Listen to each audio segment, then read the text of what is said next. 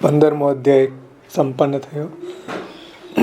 16મા અધ્યાયમાં કોપ પામેલા કુમારોનું સાંત્વન કરીને તેમની ઉપર પ્રભુએ કરેલી કૃપા, એ 16મા અધ્યાયનો વર્ણન વિષય છે. એમાં આપણે સર્વપ્રથમ ભાગવતજીમાંથી અધ્યાયનું પારાયણ કરી લે, ત્યાર પછી આગળ શ્રી મહાપ્રભુજીએ જે રીતે સુબોધનીજીમાં સમજાવ્યું છે એ રીતે અવગાહન કરશું. બ્રહ્મા ઉવાચ, બ્રહ્માજીએ કહ્યું, યોગ ધર્મવાળા સંકાદિક એવી રીતના બોલ્યા, એ મુનિઓના વક્તવ્યને સમર્થ વૈકુંઠસ્થ ભગવાને આવકાર્યું અને આ પ્રમાણે ભગવાને કહ્યું. એટલે આગળના અધ્યાયમાં આપણે જોયું ને, એને ભગવાનની સ્તુતિ કરી. તો એવું જે એની સ્તુતિનો પ્રભુએ સ્વીકાર કર્યો. યોગ ધર્મવાળા સંકાદિક એવી રીતના બોલ્યા, જે આગળના અધ્યાયમાં આપણે જોઈ ગયા. એ મુનિઓના વક્તવ્યને સમર્થન વૈકુંઠસ્થ ભગવાને આવકાર્યું અને આ પ્રમાણે ભગવાને કહ્યું. હવે ભગવાન છે આ મુનિઓનું સાંત્વન કરે છે.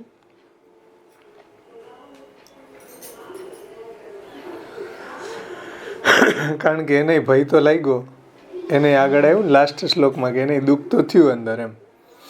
તો ભગવાને એને થોડું સાંત્વન કર્યું. ભગવાન બોલ્યા, મારી આજ્ઞાનો અનાદર કરીને આ જય અને વિજયે તમારો ભારે અપરાધ કર્યો છે. મારો મત જાણીને તમે તેઓને દંડ આપ્યો છે. એટલે ભગવાન એમ કહે છે કે ભાઈ મારો મત જાણીને તમે એ બેયને દંડ આપ્યો છે. હે મુનિઓ, બ્રાહ્મણ દેવનો અપરાધ થયો, તેથી જે દંડ આપવામાં આવ્યો છે તેને હું સંમત થાઉં છું. એટલે તમે જે શ્રાપ આપ્યો એમાં મારી સંમતિ છે. તેથી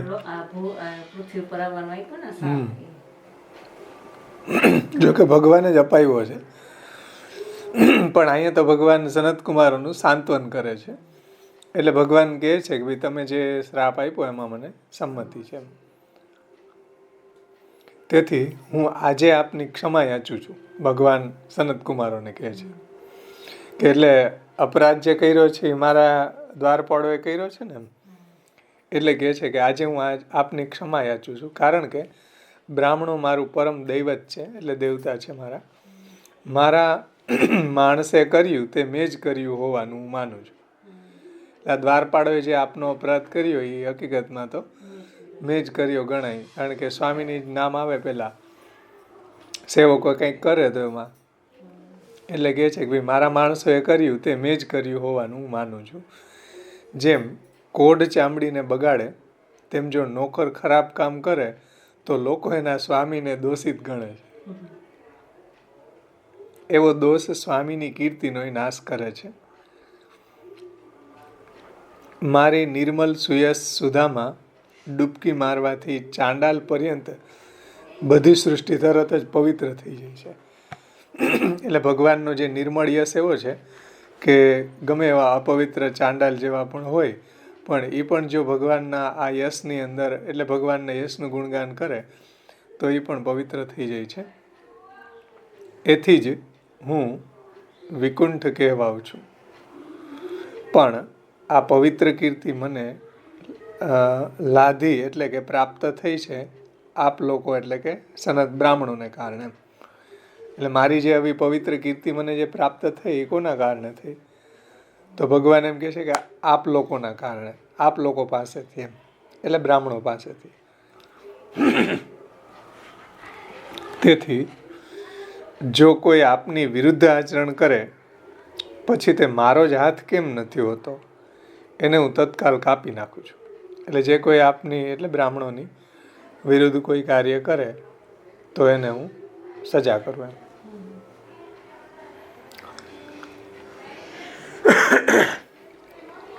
બ્રાહ્મણોની સેવા કરવાથી મારા ચરણની રજ પવિત્ર થઈ છે. ભગવાન એમ કહે છે, બ્રાહ્મણોની સેવા કરવાથી મારા ચરણની રજ પવિત્ર થઈ છે. તેથી તત્કાલ બધા પાપને નિવૃત્ત કરનાર હું થયો છું. બધા સારા ગુણ એનાથી જ પ્રાપ્ત થાય છે.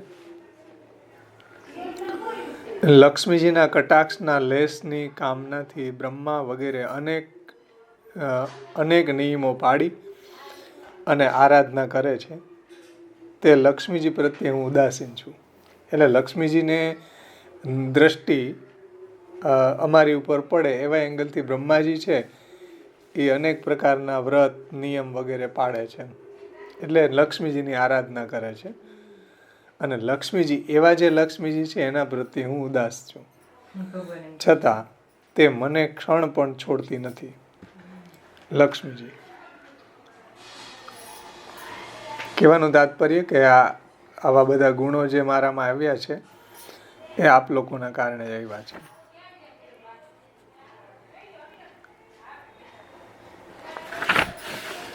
ઘી ટપકતા હોમ દ્રવ્યનું અગ્નિ દ્વારા ભક્ષણ કરી હું જેટલો પ્રસન્ન થાઉં છું એના કરતાં પણ બ્રાહ્મણના મુખમાં જતા એક કોડિયાથી વધારે પ્રસન્ન થાઉં છું. એટલે કોઈ યજ્ઞની અંદર હોમે ઘી ટપકતું ભોજન એના કરતાં કોઈ બ્રાહ્મણને ભોજન કરાવે. આ બ્રાહ્મણ એટલે આજના બ્રાહ્મણોની વાત નથી. આજના બ્રાહ્મણોની વાત નથી. આ શાસ્ત્રી બ્રાહ્મણની વાત છે કે જેની અંદર બ્રહ્મ દેવતા બિરાજે. આ કોઈ જન્મથી અત્યારે જન્મી ગયા બ્રાહ્મણના ઘરે એ કોઈ બ્રાહ્મણ નથી. અત્યારે ક્ષુદ્રથીની હલકા છે, નીચેની કેટેગરીના છે અત્યારના તો. એટલે કોઈ જન્મથી બ્રાહ્મણ ન હોય, બ્રાહ્મણ કર્મથી બને. 16 સંસ્કાર, બ્રાહ્મણોચિત એની આજીવિકા, બ્રાહ્મણોચિત સદાચાર, એ રીતે બ્રાહ્મણ દેવતા જો એમાં પધારે તો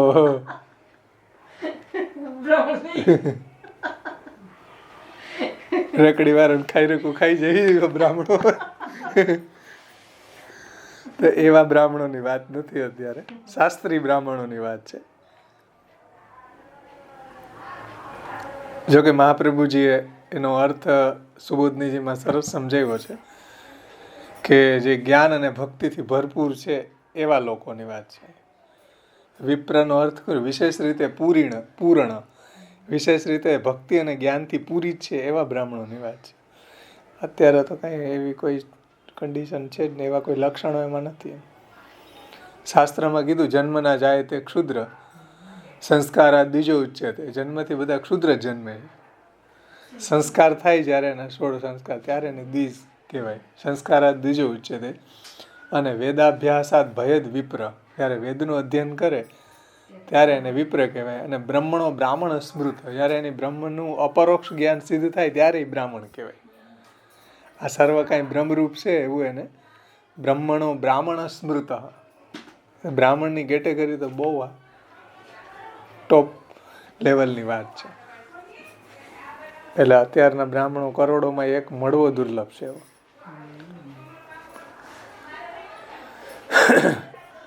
એટલે ત્યારના બ્રાહ્મણોની વાત ભગવાન કરે છે કે ભાઈ યજ્ઞની અંદર ઘી ટપકતું કોઈ હોમે એના કરતાં બ્રાહ્મણના મુખમાં જતા એક કોડિયાથી વધારે પ્રસન્ન થાવ છું. કારણ કે પોતાના કર્મથી એને પ્રાપ્તિ થાવો કે ન થાવો છતાં નિર્વિષય પણ એ કેવળ મારી પ્રાપ્તિથી જ પ્રસન્ન થાય છે. એ કેવળ મારી પ્રાપ્તિથી જ પ્રસન્ન થાય છે. એટલે બ્રાહ્મણો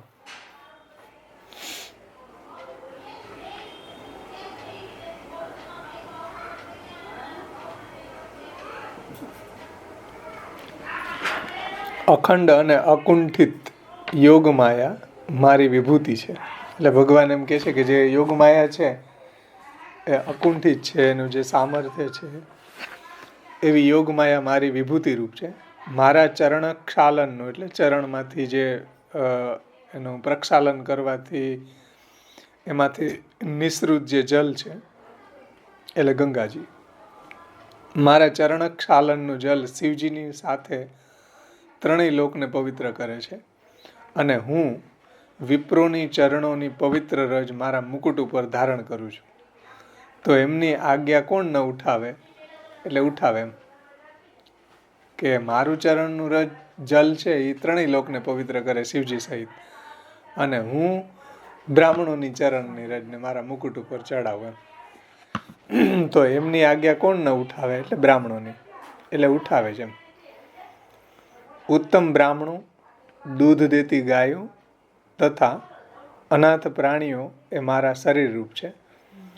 જેઓ સર્પ જેવી ક્રોધી તથા ભેદ દ્રષ્ટિથી એમની પ્રત્યે જુએ છે, તે પાપથી નાશ પામેલી વિવેક બુદ્ધિવાળાની આંખોને દંડ દેનાર યમના દૂતરૂપી ગીધો એને ફોલી ખાય છે. એટલે જે કોઈ આવા બ્રાહ્મણો, પછી ગાયો અને પ્રાણીઓ એને જે કોઈ હેરાન કરે છે, એવા લોકોની આવી દશા થાય છે.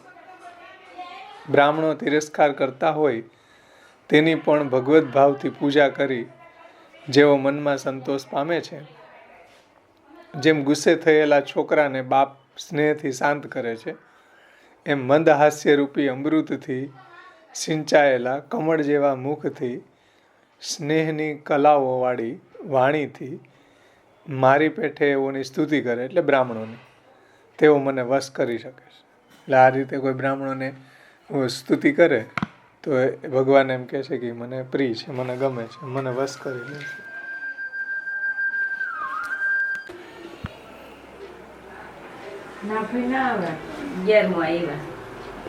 અગિયારમું જોયું ને, બ્રાહ્મણો તિરસ્કાર કરતા હોય એની પણ ભગવત ભાવથી પૂજા કરી જેઓ મનમાં સંતોષ પામે, જેમ ગુસ્સે થયેલા છોકરાને એનો પિતા હોય બાપ સ્નેહથી શાંત કરે, એમ મંદ હાસ્ય રૂપી અમૃતથી સિંચાયેલા કમળ જેવા મુખથી, સ્નેહની કલાઓવાળી વાણીથી મારી પેઠે, એટલે ભગવાન એમ કહે છે હું કેમ ત્યારે બ્રાહ્મણોની સ્તુતિ કરું એમ, મારી પેઠે એવો નહીં, એટલે બ્રાહ્મણોની સ્તુતિ કરે તેઓ મને વશ કરી શકે. 11મો જોયો. 12મો, આ જય અને વિજય પોતાના સ્વામીનો એટલે કે મારો અભિપ્રાય જાણતા ન હોવાથી તમારા શાપને પાત્ર થયેલા છે. તેઓ જલ્દીથી મારી પાસે આવે અને એમને મારો વિયોગ ઓછો થાય એમ હું ઈચ્છું છું. એટલે તમે શાપ આપ્યો એ તો મને માન્ય છે, પણ એ શીઘ્ર એ શ્રાપ ભોગવીને શીઘ્ર મારી પાસે આવે અને મારો વિયોગ ઓછો થાય એમ હું ઈચ્છું છું. બ્રહ્માજીએ કહ્યું કે ઋષિઓના કુળને ઉચિત અને સુંદર એવી ભગવાનના શ્રીમુખની વાણી એ ક્રોધ પામેલા સનકાદિકોએ સાંભળી અને ક્રોધીને બીજાનું બોલવું ગમે નહીં. એટલે જયારે ક્રોધ આવ્યો હોય ત્યારે બધાએ બોલવા જ દો, પછી બીજા કોઈ બોલે ને તો એ કે નહીં મળી જાય.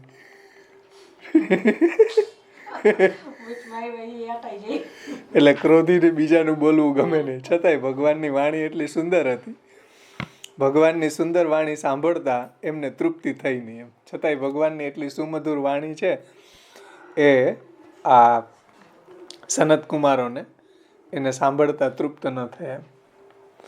ભગવાનના શબ્દો થોડા હતા, છતાં અર્થ ગંભીર અને સત્ય હોવાથી એ સાંભળીને એથી ભગવાન શું કરવા માગે છે એ તેઓ સમજી શક્યા નહીં.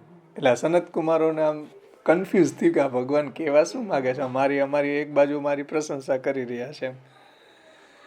એટલે પોતે કહે છે કે આ ભગવાનની વાણી કંઈ સમજાય એવી નથી, ગંભીર છે, અર્થ ગંભીર વાણી છે. એટલે પ્રભુ શું કહેવા માગે છે એવો સમજી ન શક્યા. યોગ માયા વડે પરમ ઐશ્વર્યને પ્રગટ કરતા ભગવાનને વિપ્રો પ્રસન્ન થઈ રોમાંચ સાથે ભગવાનને કહેવા લાગ્યા. એટલે આ રીતે જ્યારે ભગવાને કહ્યું ત્યારે સનત કુમારો પ્રસન્ન થયા અને ભગવાનને વિપ્રો પ્રસન્ન થઈને રોમાંચ સાથે ભગવાનને કહેવા લાગ્યા. મુનિઓ બોલ્યા, આપને શું કરવાની ઈચ્છા છે એ અમે જાણતા નથી. આપને શું કરવાની ઈચ્છા છે એ અમે જાણી શકતા નથી, કેમ કે જો આપના સેવકોને અમે શાપ આપ્યો છે, અમે શાપ આપ્યો છતાંય મોટા હોવા છતાંય આપ કહો છો કે તમે મારા ઉપર અનુગ્રહ કર્યો છે. એટલે આપના સેવકોને અમે શાપ આપ્યો ને તોય તમે અમને એમ કહો કે ભાઈ તમે મારા ઉપર અનુગ્રહ કર્યો. મુનિઓ બોલ્યા,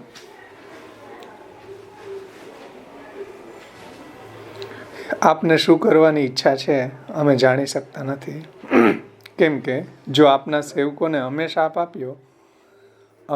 આપ્યો છે, છતાંય મોટા હોવા છતાં પણ આપ કહો છો કે તમે મારા ઉપર અનુગ્રહ કર્યો છે, એ આપની મોટાઈ છે. હે પ્રભુ, આપ બ્રાહ્મણનું હિત કરનારા છો, આપ બ્રાહ્મણોને પરમ દૈવત માનો છો. વસ્તુતઃ તો બ્રાહ્મણ તથા દેવોના દેવ બ્રહ્માજી વગેરેના પણ આપ જ આત્મા તથા આરાધ્ય દેવ છો એમ. એટલે આમ તમે એક બાજુ બ્રાહ્મણોને પોતાના દેવતા માનો, બ્રાહ્મણોની સ્તુતિ કરો, એક બાજુ બ્રહ્માજી જેવા છે જેમાંથી બ્રાહ્મણો બધા પ્રગટ થયા, અને બ્રહ્માના આરાધ્ય પાછા આપશું. એટલે આ શંકાદિકોનું એકદમ કન્ફ્યુઝ થઈ ગયા, આમાં કેવા હું માગે છે ભગવાનની કંઈ સમજ નથી આવતી. એટલે કે છે કે ભાઈ બ્રહ્માજી જેવા વગેરે દેવોના દેવ બ્રહ્માજી વગેરેના પણ આત્મા અને આરાધ્ય દેવ છું એમ. નિર્વિકાર, પરમ ગુહ્ય ધર્મની ઉત્પત્તિ આપનાથી થાય છે. અનેક અવતારો વડે એ સનાતન ધર્મની રક્ષા આપ જ કરો છો. એટલે અનેક અવતારો ધારણ કરીને સનાતન ધર્મ જે આપણો વૈદિક ધર્મ છે એની આપ વારંવાર રક્ષા કરો છો. સમાધિમાં આપનો યોગ કરનાર મુનિઓ આપના અનુગ્રહથી જ મૃત્યુને તુરંત તરી જાય છે. એવા આપના ઉપર બીજો કોણ ભલા અનુગ્રહ કરી શકે? એટલે એણે એમ કીધું ને ભગવાને કે ભાઈ તમે મારી ઉપર બહુ અનુગ્રહ કર્યો છે. એટલે સનત કુમારો કહે છે કે ભાઈ આપની ઉપર અમે કેવી રીતના અનુગ્રહ કરી શકીએ? ધન્ય પુરુષો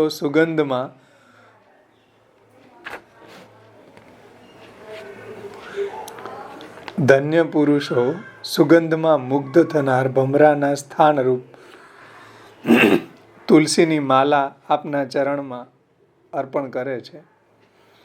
તે ચરણની કામનાવાળી અને અર્થી લોકો જેની રજ પોતાના મસ્તક ઉપર હંમેશા ચડાવે છે, એવા ચરણની સેવાર્થે લક્ષ્મી કામનાથી પોતે આવે છે. એટલે આવા જે ભગવાનના ચરણ કમળ છે કે જેને અર્થની ઈચ્છાવાળા લોકો એ રજને પોતાના મસ્તક ઉપર ચડાવે છે હંમેશા, એવા ભગવાનના ચરણની સેવા માટે લક્ષ્મીજી છે એ કામનાથી પોતે જ આવે છે સામેથી. અને જે ધન્ય પુરુષો છે એ સુગંધમાં મુગ્ધ થનારા ભમરાના સ્થાનરૂપી તુલસીની માલા આપના ચરણની અંદર અર્પણ કરે છે. એટલે પ્રભુનું મહાત્મ્ય જણાવે છે સનત કુમારો. એ લક્ષ્મી એકાંતમાં આપની સેવા કરવાને આવે છે, છતાં આપ એનો બહુ આદર કરતા નથી, કારણ કે આપના પરમ ભક્તોમાં જ વિહરો છો.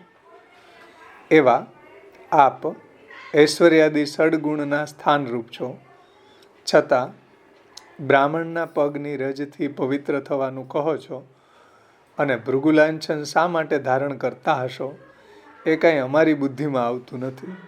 ભૃગુલાંછન એટલે બ્રાહ્મણોનું ચરણનું ચિહ્ન, ભૃગુ ઋષિનું ચરણ ચિહ્ન ધારણ કરે ઠાકોરજી. એટલે બ્રાહ્મણોના પગની રથથી અમે પવિત્ર થવાનું તમે કહો છો, તો સનત કુમારો કહે છે કે આમાં અમને કાંઈ સમજ નથી આવતી, આપ શું કહેવા માંગો છો, અમારી બુદ્ધિમાં આવતું નથી એમ. કારણ કે લક્ષ્મીજીનો આદર નથી કરતા અને ભક્તોમાં જ વિહાર કરો છો. અને ઐશ્વર્ય વીર્ય યશ્રી જ્ઞાન વૈરાગ્યના સ્થાનરૂપ છો, છતાંય પાછા એમ કહો કે બ્રાહ્મણોના ચરણની રથથી હું પવિત્ર થઈ જાઉં છું. અને ભૃગુલાંછન શા માટે ધારણ કરો છો એ કાંઈ અમારી બુદ્ધિમાં આવતું નથી. સનત કુમારો એકદમ મોહ પામી ગયા, કારણ કે ભગવાનના વચનો જ મોહ પમાડે એવા હતા. હે ત્રિયુગ, આપ 3 યુગમાં અવતાર ધારણ કરો છો. ધર્મના 3 પગને અસાધારણ તપ શૌચાદિ સિદ્ધ કરી, એટલે સત્ય, દયા, તપ, શૌચ જે ચરણો છે ને ધર્મના, એને સિદ્ધ કરી, એના વડે રજોગુણ અને તમોગુણ દૂર કરી બ્રાહ્મણો તથા દેવોને માટે આ જગતની રક્ષા કરો છો. હે શ્રેષ્ઠ, જો એવા દ્વિજોના કુલની આપ આ લોકમાં સત્કાર કરનારી વાણી સાથેના સારા પૂજનથી રક્ષા ન કરો તો આ પવિત્ર વેદ માર્ગ નષ્ટ થઈ જાય. કારણ કે બ્રાહ્મણોના આધારે ટકેલો, એટલે જો આવી રીતના તમે બ્રાહ્મણોનું રક્ષણ ન કરો, બ્રાહ્મણો અને દેવોની રક્ષા કરો છો, જો એ રીતે તમે બ્રાહ્મણ અને દેવોની રક્ષા ન કરો તો પવિત્ર વેદ માર્ગ છે એ નષ્ટ થઈ જાય અને ધર્મનો નાશ થાય. કેમ કે મોટા જે કરે તે લોકમાં પ્રમાણ ગણાય. એટલે ભગવાન જે કરે એ તો પછી બધા એને પ્રમાણ માનીને અનુકરણ કરે ને. એમ કે ભાઈ ભગવાન જો દેવ અને બ્રાહ્મણોની પૂજા કરે કે રક્ષા કરે તો બધા એનું એ કર્તવ્ય છે. હે ત્રિલોકપતિ, સત્વના નિધિ હોવાથી આપ લોકોનું કલ્યાણ કરવાની ઈચ્છા કરો છો અને એટલા માટે આપની શક્તિરૂપી રાજા વગેરે દ્વારા શત્રુઓનો ઉદ્ધાર કરો છો. વિભુ એટલે સર્વસમર્થ હોવા છતાંય બ્રાહ્મણોને નમન કરો છો, પણ એથી આપના સ્વરૂપ એટલે કે પ્રભાવને હાનિ થતી નથી. કેમ કે મોટા નમ્રતા દેખાડે એ પણ એમનો એક વિનોદ જ છે. એટલે લીલા વિહાર એક એની લીલા છે. મોટાઓ છે એ નમ્રતા દેખાડે, સર્વસમર્થ હોવા છતાંય આવી રીતના નમ્રતા દેખાડો એ પણ એક એનો વિનોદ જ છે.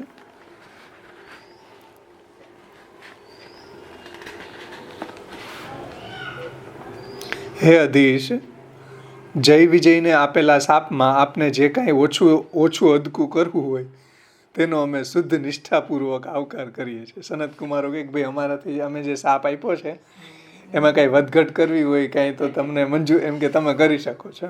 ભગવાનને કહે છે સનત કુમારો, ઓછું અદકું કરવું હોય. હે અધીશ, જય વિજયને આપેલા શાપમાં આપને જે કંઈ બી ઓછું અદકું કરવું હોય તેનો અમે શુદ્ધ નિષ્ઠાપૂર્વક આવકાર કરીએ છીએ. વળી એ બંનેને શાપ આપ્યો એમ અપરાધ ન હોય અને છતાં અમે શાપ આપ્યો હોય તો અમારો જે દંડ કરો તે અમે સહન કરીશું. કે ભાઈ અમે એને શાપ આપ્યો એમાં જો અમારો અપરાધ હોય તો અમને પણ કંઈક દંડ કરો એમ. ત્યારે શ્રી ભગવાને આજ્ઞા કરી કે હે બ્રાહ્મણો, આ જય વિજય દૈત્યપણાને પામી મારી સાથે ક્રોધયુક્ત થઈને મારામાં મન રાખી થોડા કાળમાં પાછા અહીં આવશે. તમે શાપ આપ્યો છે તે મેં જ આપ્યો છે એમ હે વિપ્રો તમે જાણી લ્યો. બ્રહ્માજી બોલ્યા, નેત્રને આનંદના સમુદ્ર જેવા ભગવાનના દર્શન કરી એ મુનિઓએ સ્વપ્રકાશ રૂપ વૈકુંઠને પણ ત્યાંથી જ જોઈને ભગવાનને નમસ્કાર કર્યા. એટલે ત્યાંથી જ એને વૈકુંઠ ધામને વંદન કરી નમસ્કાર કરીને ત્યાંથી નીકળી ગયા. એ વૈકુંઠને પણ ત્યાંથી જ જોઈને ભગવાનને નમસ્કાર કર્યા. એટલે અંદર ટૂંકમાં એન્ટ્રી ન થઈ એની. ભગવાને અંદર ન બોલાવે કે હાલો અંદર જાય, ત્યાંથી જ રવાના થઈ ગયા. આપણે કેમ મહેમાન આવે કે હાલો ઘરમાં હાલો અંદર બેસ, એમાં અંદર ન ઓલા લોકોએ દૂરથી જ વૈકુંઠને પ્રણામ કરી દીધા. મુનિઓએ સ્વપ્રકાશ વૈકુંઠને પણ ત્યાંથી જ જોઈને ભગવાનને નમસ્કાર કર્યા. ભગવાનની પરિક્રમા કરીને આજ્ઞા માંગી પછી ભગવાનની તથા એમના લોકની શોભાની વાહ કરતા પ્રસન્નતાપૂર્વક ત્યાંથી પાછા ફર્યા. ભગવાને જય વિજયને કહ્યું કે જાઓ, કોઈ પ્રકારનો ભય ન રાખશો, તમારું કલ્યાણ હો. બ્રાહ્મણના તેજનો પરાભવ કરવાને હું સમર્થ છું. એટલે ભગવાન સમર્થ છે કે ભાઈ બ્રાહ્મણનું તેજ તો કાંઈ ન કહેવાય ભગવાનની સામે. એટલે ભગવાન ચાહે તો એ વ્યર્થ કરી શકે શ્રાપ, પણ ભગવાને જ અપાયો છે ને ભગવાનને જ એવી લીલા કરવી છે. એટલે ભગવાન કહે છે કે ભાઈ બ્રાહ્મણોના તેજને પરાભવ કરવા હું સમર્થ છું, છતાં પણ એમ કરવા હું ઈચ્છતો નથી. તેથી મેં એમનો શાપ ફેરવ્યો નથી. નહીંતર તો ઓછું અદકું કરી શકે ને. આગળ આવ્યું ને એને જ કીધું હતું સનત કુમારોએ, પણ ભગવાનની ઈચ્છા એવી હતી.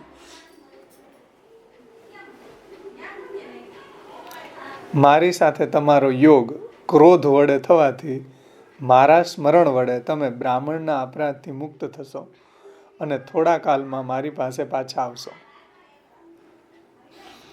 એટલે ક્રોધ વડે. એમાં ફૂટનોટ આપી છે અમે વિશેષમાં કે બ્રહ્માજીએ કામથી સરસ્વતીને શાપ આપ્યો, તેથી ભગવાનને એ ગોપી રૂપે પ્રગટી અને કામ ભાવથી મળ્યા. શુક્રાચાર્યએ ભયથી કાલનેમીને શ્રાપ આપ્યો અને તેથી કાલનેમી કંસ થયો. એટલે કંસ છે એ કાલનેમીનો અવતાર છે.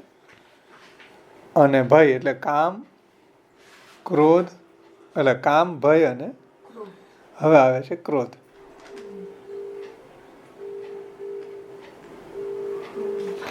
હા, અને ક્રોધથી શનકાદિકનો શાપ થયો. તેથી એ હિરણ્યાક્ષ આદિ રૂપે થઈને ભગવાનને ક્રોધ દ્વારા 3 જન્મે પ્રાપ્ત થયા. ક્રોધ દ્વારા એટલે ભગવાન જ્યારે પ્રગટ દશા હોય ત્યારે કામમ, ક્રોધમ, ભયમ, સ્નેહમ, સૌહૃદમ, એક્યમેવ વા નિત્ય હરો વિદધતો યાંતિ યાતે તન્મયતા યાતે તન્મયતામિત. એટલે જે કામથી, ક્રોધથી, કામમ, ભયથી કોઈ બી ભગવાનની અંદર તન્મય થઈ જાય તો એને ભગવાનની પ્રાપ્તિ થઈ જાય છે. એટલે ભગવાન અહીં કહે છે કે તમે પણ આ રીતે ક્રોધથી મારું સ્મરણ કરશો અને મને પ્રાપ્ત કરશો. એમ દ્વારપાળોને આજ્ઞા કરી વિમાનોની પંક્તિઓના ભૂષણ રૂપ તથા સર્વશ્રેષ્ઠ શોભાયુક્ત વૈકુંઠ સ્થાનમાં ભગવાન પધાર્યા. તે 2 ઉત્તમ દેવો તો પાર ન કરી શકાય એવા હરિના લોકથી નિરભિમાન થઈને બ્રાહ્મણોના શાપને લીધે શોભાહીન થઈ ગયા. જ્યારે બંને વૈકુંઠ સ્થાનમાંથી પડ્યા ત્યારે હે પુત્રો, વિમાનમાં બેઠેલાઓએ હાહાકાર કર્યો. જે બધા દેવતાઓ હતા વિમાનમાં બેઠેલા બધાએ હાહાકાર મચી ગયો. હરિના તે 2 ઉત્તમ પાર્ષદો જ હમણાં દિતિના જઠરમાં પ્રવેશ કરેલ કશ્યપના ઉગ્ર તેજરૂપ થયેલા છે. એ 2 અસુરોના તેજથી સ્વર્ગનું તેજ હણાઈ ગયું છે. અત્યારે ભગવાનને તેવું કરવાની ઈચ્છા છે. આ બધાનું આનું એટલું બધું તેજ હતું કે બધું અંધારું થઈ ગયું ને, આગળ આવ્યું ને, કોઈ કર્મ ન કરી શક્યા એટલે બધા દેવતાઓ બ્રહ્માજી પાસે ગયા. તો એટલું બધું એનું તેજ હતું કે બધાનું તેજ હણાઈ ગયું એમ. અને ભગવાનની ઈચ્છા એવી હતી, હજી બહાર નીકળ્યા નથી. બહાર નીકળશે તો પછી બધા પૂરા. ભગવાન જે જગતના 100 વર્ષ દ્વિતીય 100 વર્ષ સુધી એને રાખ્યા.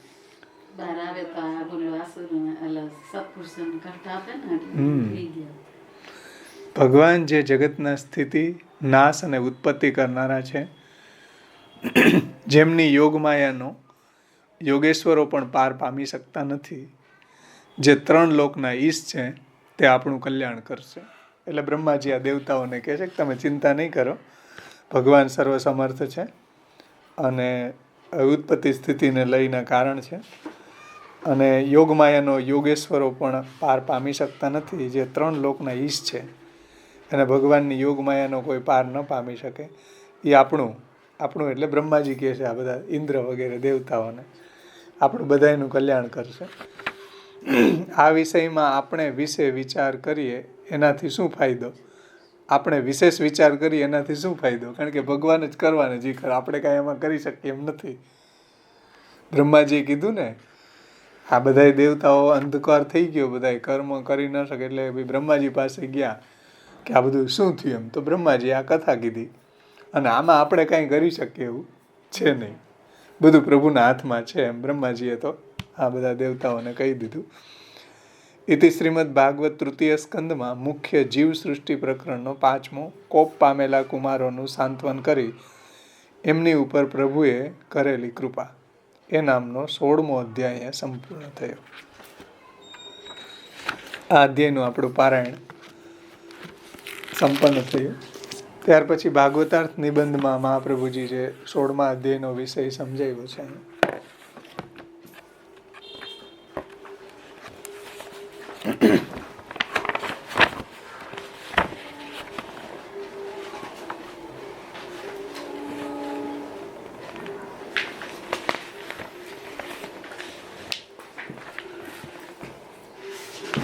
પેજ નંબર 4 ઉપર ભાગવતાર્થ પ્રકરણમાં પહેલો જ પેરામાં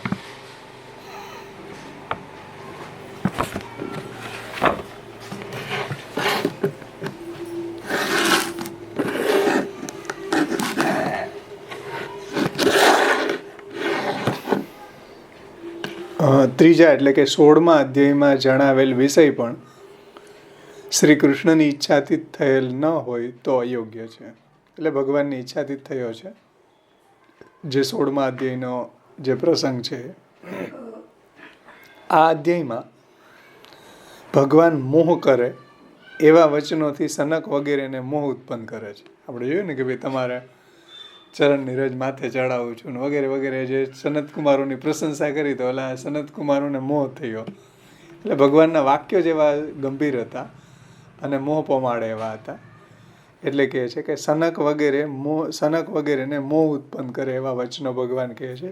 4થા શ્લોકથી લઈને 11મા શ્લોક સુધી હમણાં આપણે જોયા. ભક્ત જય અને વિજય પ્રતિ બેદરકારી જણાવે છે ભગવાન. વળી વૈકુંઠમાં ગયેલ સંસારમાં પાછા આવે તે અશક્ય હોવા છતાં પણ તે બે એટલે જય વિજય વૈકુંઠમાંથી પડે છે. એટલે સિદ્ધાંત છે કે વૈકુંઠમાં જે જાય એ પાછું ન આવે.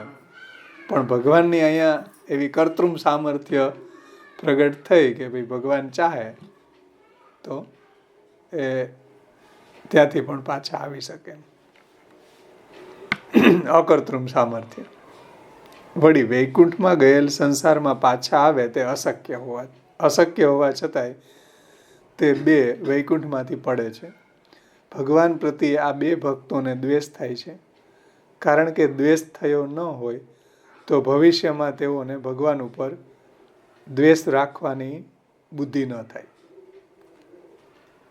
તેથી આ ત્રણેય અધ્યાયોનો વિષય જો ભગવાનની ઈચ્છાથી થયેલો ન હોય તો થવો અશક્ય છે. ત્રણેય અધ્યાયો એટલે દિતિ ને કશ્યપને કામ થયો, અકાલે ગર્ભાધાન થયો. જય વિજય જ્ઞાની હોવા છતાંય ક્રોધ થયો એમ.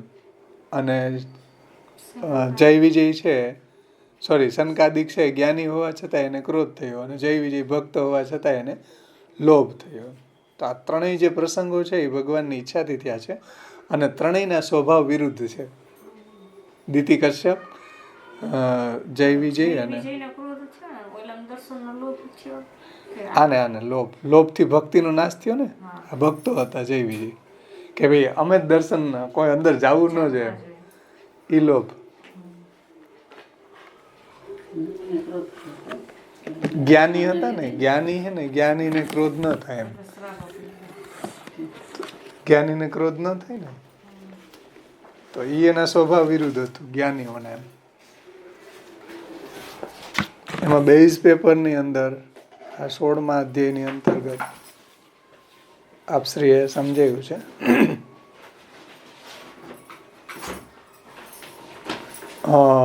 ચોથો એટલે કે શરૂઆતથી 16મા અધ્યાયમાં ભગવાન દ્વારા શાપ પ્રદાન કરનારને સાંત્વન પ્રદાન. 16મા અધ્યાયમાં ભગવાન દ્વારા શાપ પ્રદાન કરનારને સાંત્વના.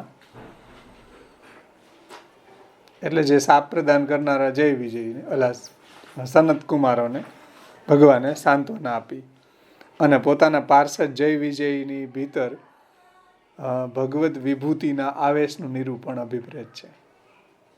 એ 16મો અધ્યાયનો વર્ણ વિષય છે.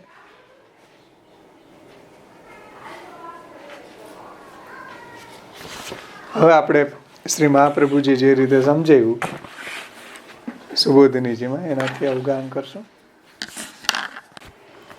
અધ્યાય 16મો. કોપ પામેલા કુમારોનું સાંત્વન કરી તેમની ઉપર પ્રભુએ કરેલી કૃપા. એમાં સર્વપ્રથમ શ્રી મહાપ્રભુજી 3.5 કારિકાઓથી અધ્યાયનો વર્ણ વિષય કહે છે. એમાં પ્રથમ કારિકા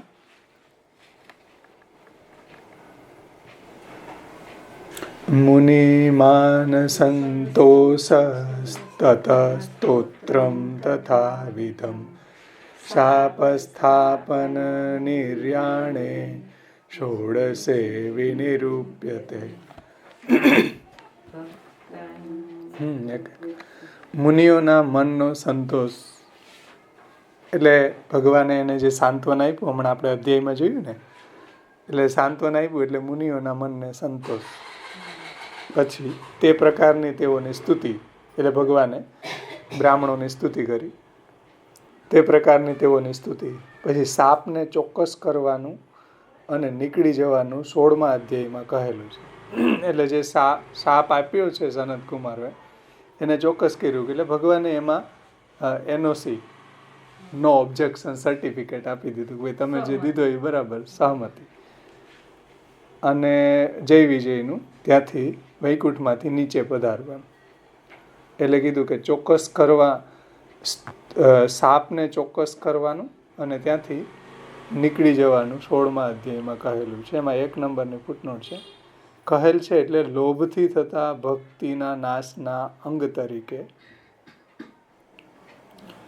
લોભથી થતા ભક્તિના નાશના અંગ તરીકે ભગવાનના અવતાર અને મુક્ત જીવોની ઉત્પત્તિ કરાવનાર તરીકે આ બધા વિષયોનો સમૂહ કહેલો છે, એવો અર્થ છે. કહેલો છે એમ કીધું ને, તો એમાં લોભથી ભક્તિનો નાશ થયો સનત કુમારોની, જય વિજયની. લોભથી થતા ભક્તિના નાશના અંગ તરીકે અને એના અંગરૂપે ભગવાનના અવતાર એટલે પ્રભુ એને ઉદ્ધાર કરવા માટે પ્રભુ પોતે પધારશે અને મુક્ત જીવોની ઉત્પત્તિ. જય વિજય જે હતા મુક્ત જીવો હતા એની ઉત્પત્તિ કરાવનાર તરીકે આ બધા વિષયોનો સમૂહ આ અધ્યાયમાં અહીંયા કહેલો છે, એવો અર્થ છે. કહેલો છે એટલે આ વિષયો અહીંયા કહેલા છે. મુનિઓના મનનો સંતોષ, પછી તે પ્રકારની તેઓની સ્તુતિ, પછી સાપને ચોક્કસ કરવાનું એટલે સાપ જે છે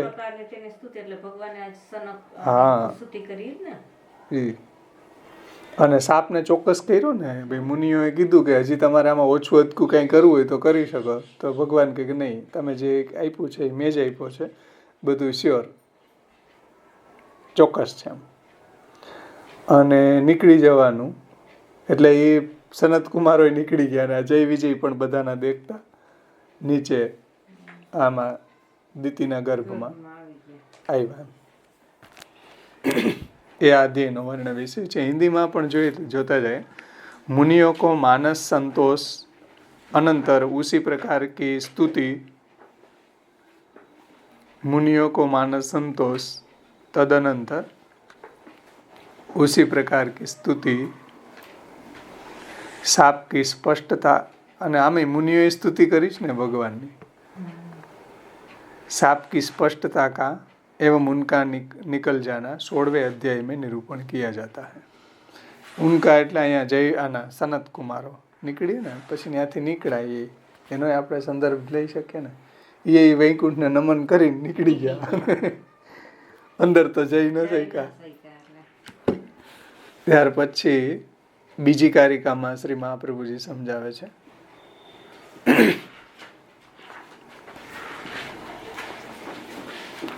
ભક્તાનાં તુ કૃતિ સત્યા વાક સત્યા બ્રહ્મવાદિનાં મનો ભગવતઃ સત્ય મિત્ય ધ્યાય વિનિર્ણય. ભક્તોની તો કૃતિ સત્ય છે, બ્રહ્મવાદીઓની વાણી સત્ય છે અને ભગવાનનું મન સત્ય છે, એવો આ અધ્યાયમાં નિર્ણય કરેલો છે. એમાં 2 નંબરની ફૂટનોટમાં શ્રી પુરુષોત્તમજી કહે છે કે સત્ય એટલે જેનો વિષયોમાં વ્યભિચાર ન થાય તેવું એ સત્ય. એટલે અહીં કીધું ને ભક્તોની તો કૃતિ સત્ય છે. નાનુલાલભાઈ એમ કહે છે કે સત્ય એટલે ખોટું ન પડે એવું, એવો જ અર્થ લઈ શકાય છે. ભક્ત જય વિજયે મુનિઓને દ્વારમાં જવાની મના કરી, તે એમનું કૃત્ય સત્ય થયું. એટલે અંદર ઓલા જે ન શક્યા, ભક્ત જય વિજયે મુનિઓને દ્વારમાં જવાની મના કરી, તે એમનું કૃત્ય સત્ય થયું. એટલે એ અંદર એન્ટર ન થઈ ગયા વૈકુંઠમાં. પછી મુનિઓ તેમાં પ્રવેશ કરી શક્યા નહીં. બ્રહ્મવાદી મુનિઓની વાણી સત્ય થઈ. એટલે જય વિજયના 3 પાપી લોકમાં અવતાર થયા અને ભગવાનનું વિચારેલું બંનેના સંબંધમાં સત્ય થયું. બંનેના સંબંધમાં એટલે જય વિજય અને સનત કુમારો. સનત કુમારોને અંદર એન્ટર નહોતા થવા દેવા. અને જય વિજય છે એને ભૂતલ ઉપર મોકલવાતા, મુક્ત જીવોની સૃષ્ટિ કરવી હતી. તો બેયના વિષયમાં ભગવાનની વિચાર્યું એ સત્ય થયું. અને જય વિજયોને જવા ન દીધા સનત કુમારોને અંદર, એની કૃતિ સત્ય થઈ. અને આનો શ્રાપ, જે સનત કુમારોનો શ્રાપ સત્ય થયો. એ એંગલથી અહીંયા સમજવાનું. ભક્તોની તો કૃતિ સત્ય છે, બ્રહ્મવાદીઓની વાણી સત્ય છે, અને ભગવાનનું મન સત્ય છે, એવો આ અધ્યાયમાં નિર્ણય કરેલો છે.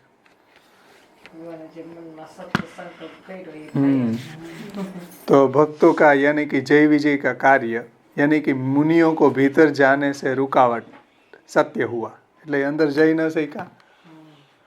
और ब्रह्मवादी मुनियों की वाणी सत्य, जो जय विजय को दिया हुआ शाप वो फलीभूत हुआ.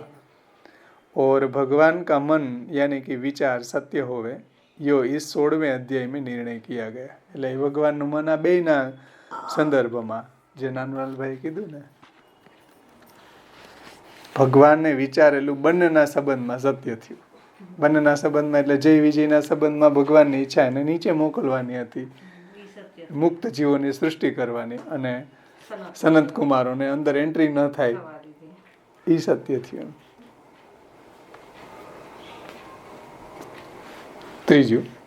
ત્રીજી કારિકામાં શ્રી મહાપ્રભુજી સમજાવે છે, મનસઃ પ્રબલત્વાદ્ધિ તેષાં નાન્ય વિરોધિતા પૂર્વયોરનભિપ્રેતં તૃતીયાદેવ સુસ્થિરાત. મન ઘણું બલવાન હોવાથી તેઓ એકબીજાના વિરોધી થયા નહીં. પહેલા બે દેવોને ન ઈચ્છેલું ઘણા દ્રઢ, એટલે કે ત્રીજાથી જ પ્રાપ્ત થયેલું. એમાં 3 નંબરની ફૂટનોટ છે. મન ઘણું બલવાન હોવાથી તેઓ એકબીજાના વિરોધી થયા નહીં. એટલે તે ભક્તો અને બ્રહ્મવાદીઓના મન પ્રબલ હોવાથી ભગવાનનું મન વિરોધી ન થયું, એવું પ્રકાશકાર કહે છે. નાનુલાલભાઈ એમ કહે છે કે ભગવાનનું મન બલવાન હોવાથી મુનિઓના વચન અને ભક્તોની કૃતિમાં વિરોધ ન થયો. બંને સત્ય થયા. મુનિઓના વચન એ સત્ય થયા, અને આ જય વિજય ભક્તોની કૃતિ એટલે અને અંદર ન આવવા દેવાની કૃતિ, એ સત્ય થઈ. અને આના વચન સત્ય થયા મુનિઓના. તો મુનિઓના વચન અને ભક્તોની કૃતિમાં વિરોધ ન થયો, બંને સત્ય થયા ટૂંકમાં, એવો અર્થ છે. કારણ કે ભગવાનનું મન બલવાન હોવાથી, કે ભગવાનની ઈચ્છા એવી હતી એમ. એટલે ભગવાનનું મન બલવાન હોવાથી ભગવાને જે વિચાર્યું એ જ થયું એમ. શું? તો કે મુનિઓના વચન સત્ય થયા અને ભક્તોની કૃતિ સત્ય થઈ એમ. તો મન એટલે ભગવાનનું મન ઘણું બલવાન હોવાથી તેઓ એકબીજાના વિરોધી થયા નહીં. પહેલા બે દેવોને ન ઈચ્છેલું ઘણા દ્રઢ, ત્રીજાથી જ પ્રાપ્ત થયેલું. એનું તાત્પર્ય આમાં સમજાવ્યું છે 4th ફૂટનોટમાં, કે ભગવાનનું મન વિષયમાં વ્યભિચાર થાય એવું ન હોવાથી જ દેહ, પ્રાણ, ઇન્દ્રિય વગેરે વિનાના મુનિઓને પણ તે સમયે મન વગેરેનો સંબંધ થયો. હવે જુઓ, ભગવાનનું મન વિષયોમાં વ્યભિચાર થાય એવું ન હોવાથી, કારણ કે ભગવાન જે છે એને તો કોઈ એવા વિષયો છે એમાં આસક્તિ હોય નહીં પદાર્થોમાં. એટલે દેહ, પ્રાણ, ઇન્દ્રિય વગેરે વિનાના મુનિઓને પણ તે સમયે મન વગેરેનો સંબંધ થયો. હકીકતમાં એ જીવન મુક્ત હતા. દેહ, પ્રાણ, ઇન્દ્રિયો વગેરે વિના, મતલબ એનો અધ્યાસ એને ન હતો. સનત કુમારો છે જીવન મુક્તો છે. તો દેહ, પ્રાણ, ઇન્દ્રિય વગેરે વિનાના મુનિઓને પણ તે સમયે મન વગેરેનો સંબંધ થયો. એટલે તો જ શ્રાપ આપ્યો હોય ને. હવે અધ્યાસ વિનાને આવો અધ્યાસ આવ્યો ક્યાંથી શ્રાપ આપવાનો? એમ શ્રાપ કોણ આપે? આપણા જેવા આપે, આપણા બધા અધ્યાસ વાળા આપે તો બરાબર. આ તો બધા અધ્યાસ વિનાના હતા. દેહાધ્યાસ નહોતો, ઇન્દ્રિયાધ્યાસ નહોતો, પ્રાણાધ્યાસ નહોતો. એટલે મન વગેરેનો એને સંબંધ થયો. તેથી આ સૃષ્ટિના ઉપોદ્ઘાત રૂપ છે એવું પ્રકાશકાર કહે છે. નાનુલાલભાઈ એને એ રીતે સમજાવે છે કે મુનિઓનું દ્વારમાં પ્રવેશ ન કરવાનું ઈચ્છેલું ન હતું, છતાં તેઓ દ્વારમાં પ્રવેશ કરી શક્યા નહીં. મુનિઓનું દ્વારમાં પ્રવેશ ન કરવાનું ઈચ્છેલું ન હતું, છતાં તેઓ દ્વારમાં પ્રવેશ કરી શક્યા નહીં. એટલે એને તો અંદર એન્ટર થવું હતું ને,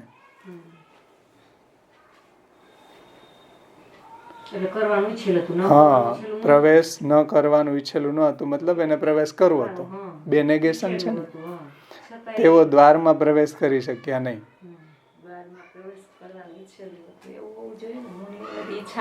નહીં, બે નેગેશન કીધું ને, દ્વારમાં પ્રવેશ ન કરવાનું ઈચ્છેલું ન હતું એટલે ઈચ્છેલું હતું એવો અર્થ થાય એનો.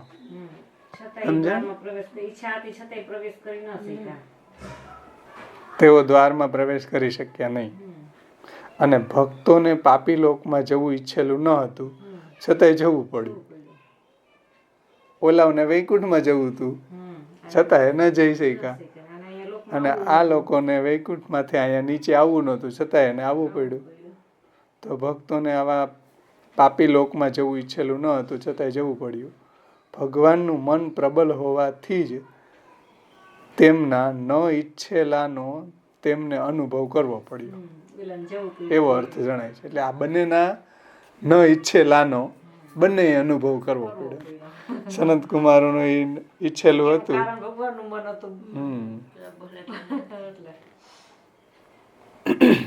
એટલે અહીં છેલ્લે કીધું ને, બે દેવોને ન ઈચ્છેલાનું ઘણા દ્રઢ ત્રીજાથી જ પ્રાપ્ત થયેલું.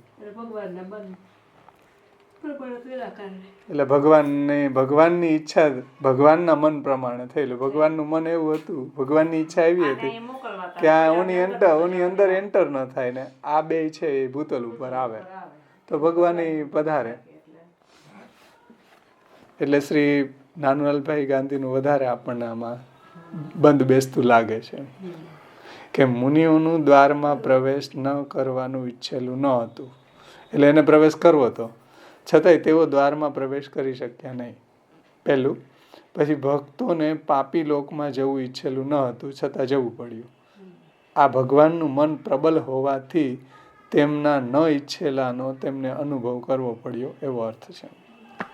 મતલબ કે ભગવાન ઈચ્છે એવી જ રીતના એને કરવું પડે ને. બંને એને અધીન છે, બધું ભગવાનને અધીન છે. એમ ભગવાન ચાહે તો આમાં પોતે ઇન્ટરફિયર કરીને, પોતે હસ્તક્ષેપ કરીને આ રીતે પણ લીલા કરે કે ભાઈ જ્ઞાનીઓ હોવા છતાંય સનત કુમારોને ક્રોધ આવ્યો અને શ્રાપ આપ્યો. ઓલા લોકો ભક્ત હોવા છતાંય એને લોભ થયો એટલે નીચે પડ્યા. એમ તો આ બેયને ઈચ્છેલા ન હતા, એમ સનત કુમારોનું અને જય વિજયનું. છતાંય ભગવાનનું મન એવું હતું, ભગવાનની ઈચ્છા એવી હતી એટલે આ બધું થયું છે એવું તાત્પર્ય જણાય છે. ત્યાર પછી લાસ્ટ અડધી કારિકામાં हिंदी જોઈ લે.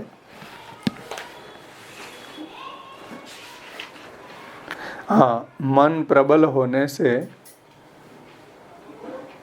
भक्त द्वारपाल और मुनियों की कृति से भगवान के मानस विचार मन विरोधी न हुए.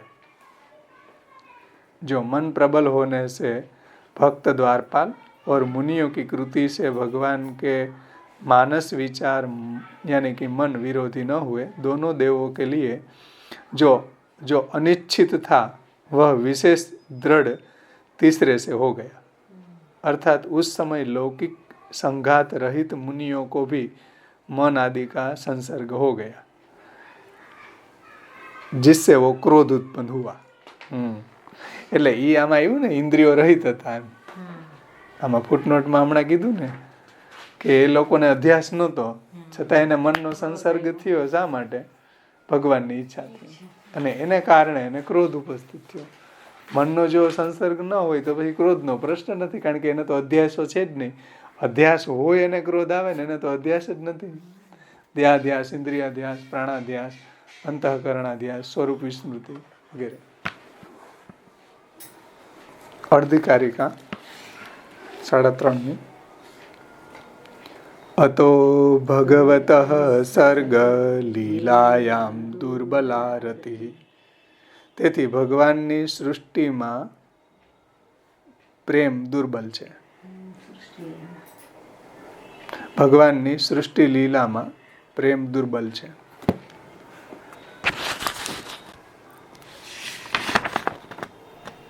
इस प्रकार से इस सृष्टि लीला में वह स्थिति लीला होने से प्रेम दुर्बल है. એમાં ફૂટનોટ આપી છે 5 નંબરની.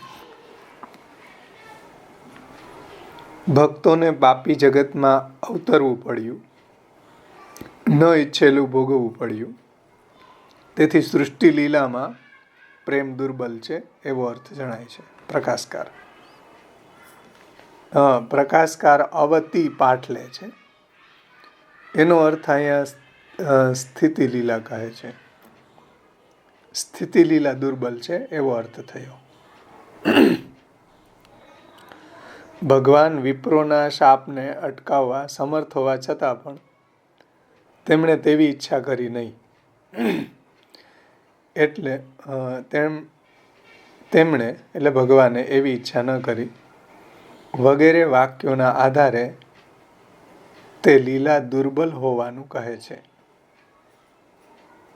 પણ મૂળ નાથ દ્વારાવાળી અને વૃંદાવન પ્રેસવાળી બંને પ્રતોમાં રતિ હોવાથી આ પ્રમાણે અર્થ કરેલો છે. રતિ એટલે આમાં શ્લોકમાં આપ્યું ને કારિકામાં, સર્ગ લીલાયામ દુર્બલા રતિ. એટલે આમાં રતિ દુર્બલ કઈ રીતે છે? ભગવાનને સૃષ્ટિ રચવી ને, એટલે આ જે વિજય ભક્તો પ્રત્યેની જે રતિ છે એ દુર્બલ બની ને, કારણ કે ભગવાનની ઈચ્છા એવી હતી કે આ બે પણ ભૂતલ ઉપર જાય એમ. દુર્બલ છે એમ, કારણ કે સૃષ્ટિ લીલા કરવી. સૃષ્ટિ લીલા કરવી નો આગળ આ વાત આવી હતી ને.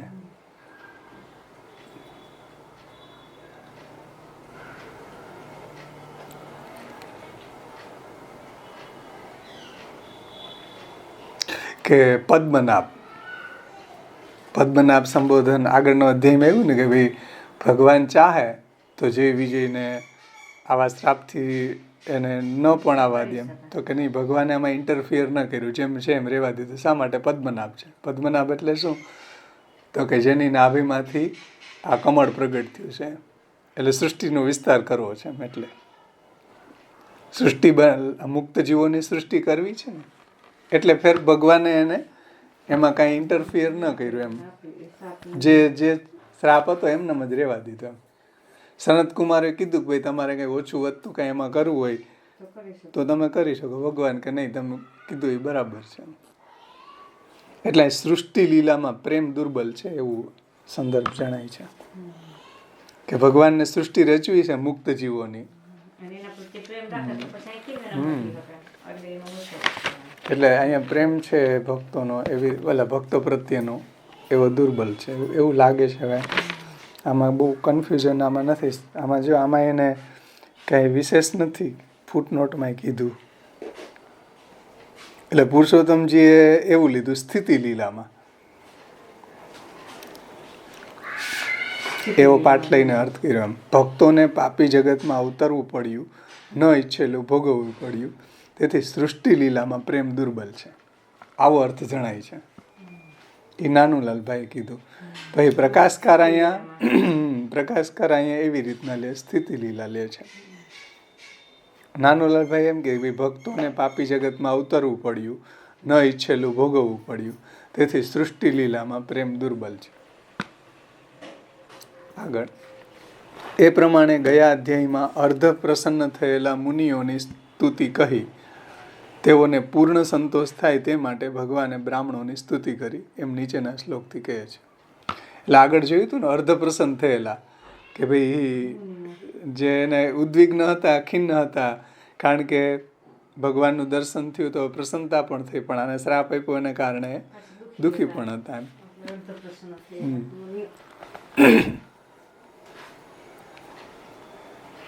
આગળના અધ્યાયમાં એવું હતું ને કે ભાઈ ભગવાનનું આવું દર્શન થયું છેલ્લા 2 શ્લોકોમાં, છતાંય એનો શાપના કારણે અમારા ચિત્ત દુઃખ થયેલું હોવાથી, છેલ્લા શ્લોકમાં 50મા શ્લોકના સુબોધનીજીમાં, કે જય વિજયને શાપ આપવાથી અમારા ચિત્તમાં દુઃખ થયેલું હોવાથી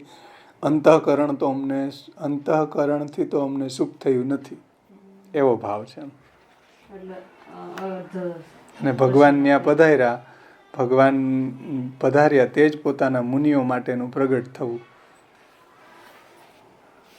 ત્યાં પ્રભુ સામે પધાર્યા છતાંય એને એટલું બધું અંતઃકરણ એનું થોડું ખિન્ન હતું. એટલે એને સંતોષ થાય એટલે ભગવાને એને સ્તુતિ કરી બ્રાહ્મણોની.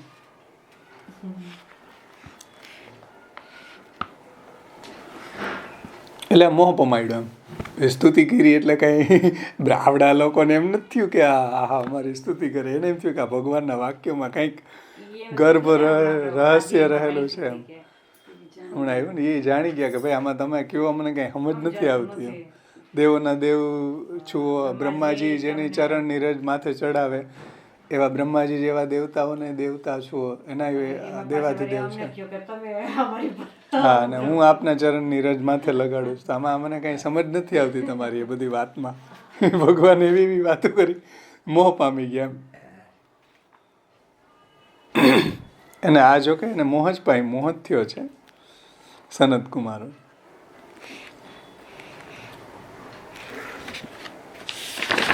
ભગવાનની વાણી જ મોહ પમાડેલી છે. इस प्रकार से इस सृष्टि लीला में वा स्थिति लीला होने से प्रभु अला प्रेम दुर्बल है.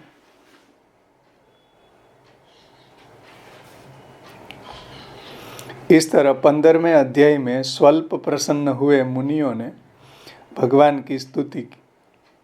मुनियों की भगवान ने स्तुति की. हाँ, 15वें अध्याय में, सॉरी, 15वें अध्याय में स्वल्प प्रसन्न हुए मुनियों ने भगवान की स्तुति की.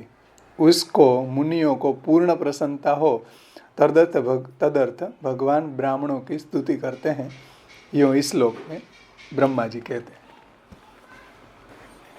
આગળ બ્રહ્માજી કઈ ગયા છે ને, ઇન્દ્રને કહે ને, બધા દેવતાઓને કહે ને આખી આ કથા, પરમત ભાષા, પરમત. બ્રહ્માજી દેવતાઓને કે ને ઓલું વાથી પેલો આગળથી સ્ટાર્ટ થયું ને બધું, હજી છેલ્લે સુધી ઈ જ કહેશે કે અંધકાર શેનો થઈ ગયો. બ્રહ્મા ઉવાચ, બ્રહ્માજી કહે છે, इति तद्गृणतां तेषां मुनीनां योगधर्मिणां प्रतिनन्नद्य जगादेदं विकुण्ठनिलयो विभु.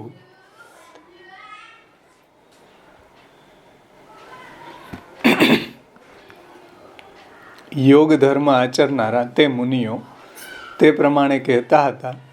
ત્યારે વિકુંઠ ધામવાળા સમર્થ ભગવાને તેનું અભિનંદન કરી આ નીચે પ્રમાણે કહ્યું.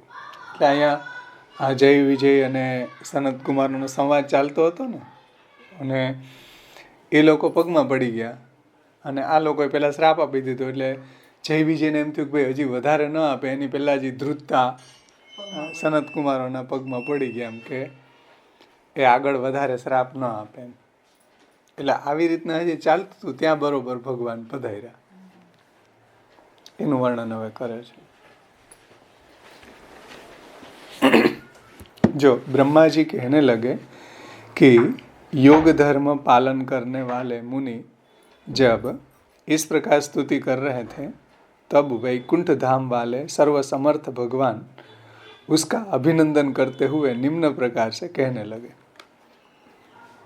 એટલે ભગવાન છે એ સનત કુમારોને સાંત્વના આપે છે, એનું અભિનંદન કરતા કહે છે. એમાં શ્રી મહાપ્રભુજી સુબોધનીજીમાં સમજાવે છે કે તે ભય પામેલા શાસ્ત્રને અનુસરનારા મુનિઓ ઉપર કહેલા પ્રકારથી બોલતા હતા. ઉપર કહેલા એટલે આગળ જોઈ ગયા. તે ભય પામેલા શાસ્ત્રને અનુસરનારા મુનિઓ, કારણ કે એને ભય થઈ ગયો હતો, જે વિજયને સાપ આપ્યો તો એને ટાંટિયા ધ્રુજતા હતા કે આપણને ભગવાન કંઈ કહેશે તો એમ, એને ભય હતો. એટલે એ ભય દૂર કરવા માટે એટલે ભગવાને સાંત્વના આપ્યું એમ. તો ભય પામેલા શાસ્ત્રને અનુસરનારા મુનિઓ ઉપર કહેલા પ્રકારથી બોલતા હતા. તેમના વચનનું અભિનંદન કરીને કહ્યું. તત એટલે કે તેનું, એ શબ્દનો અર્થ એના વચનનું, એટલે જે સનત કુમારોના જે વચન હતા એનું અભિનંદન કરીને ભગવાન કહે છે. શું કહે છે એ આગળ આવશે. ભગવાનનું વાચન બીજા શ્લોકથી. અભિનંદન જ આગળ કહેવાનું હોવાથી આ અભિનંદન બહારથી જ કરેલું. આ એટલે આગળ કહેવામાં આવશે તે. આ એટલે જે અભિનંદન ભગવાને કર્યું એ આગળ બીજા શ્લોકથી કહેશે એમ. અહીંયા તો જે અભિનંદન કર્યું એ જ કીધું. શું કર્યું અભિનંદન? તો કે બીજા શ્લોકથી કહેશે આ. આ એટલે આગળ કહેવામાં આવશે તે કહ્યું એમ. તે એટલે બીજા શ્લોકથી કે ભગવાન કહેશે એમ. જેનાથી ભક્તોને દુઃખ થાય એવું એ પ્રમાણે કેમ કહ્યું? એટલે આ સનત કુમારોને ભગવાન અભિનંદન કરે તો પછી જય વિજયની દુઃખ થાય ને, તો ભગવાનના દ્વારપાળ હતા કે ભાઈ જય વિજયને એમ કીધું કે તમે સારું થયું, મારી જ ઈચ્છા હતી આવી કે તમે આ લોકોને શ્રાપ આપ્યો. હવે એવું ભગવાન અભિનંદન કરે સનત કુમારોનું તો જય વિજયને દુઃખ થાય ને એમ. તો જે આવું કેમ કીધું ભગવાને, સનત કુમારોનું અભિનંદન કેમ કર્યું, આવી શંકા છે. એટલે આવો પ્રશ્ન છે.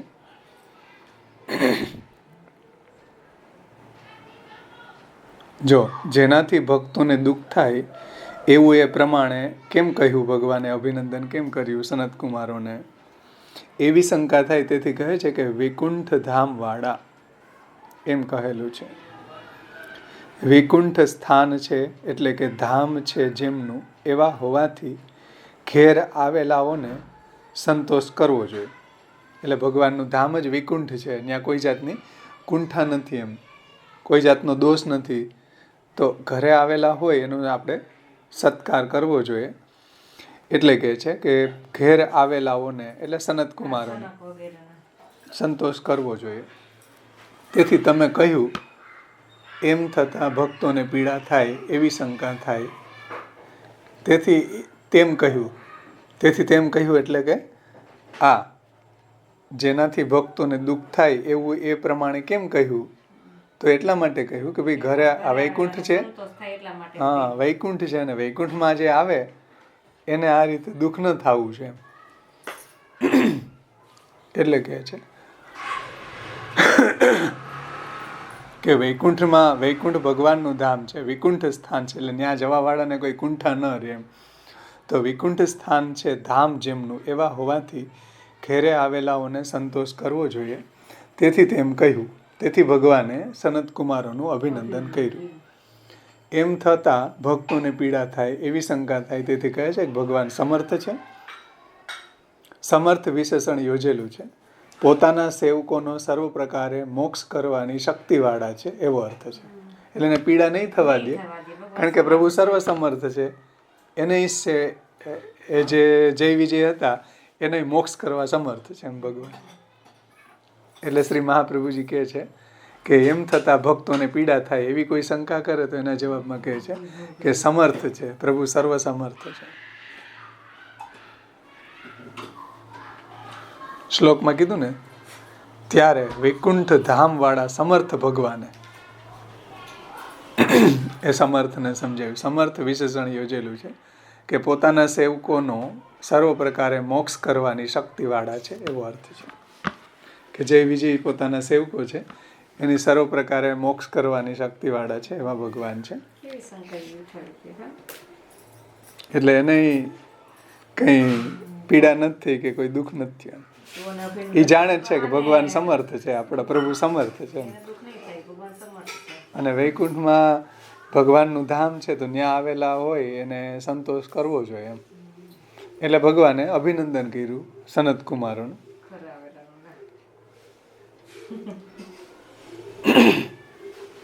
આપણે નથી, મહેમાન આવ્યો હોય તો છોકરાને ખીજાતા. મહેમાન આપણી ઘરે કોઈ આવે તો શું કરીએ? છોકરાઓને ખીજાય ને, એનો વાક કંઈક હોય, કંઈક કરતા હોય. શા માટે? કારણ કે આપણા ઘરે કોઈ આવ્યું તો એનું સાંત્વન કરવું જોઈએ ને.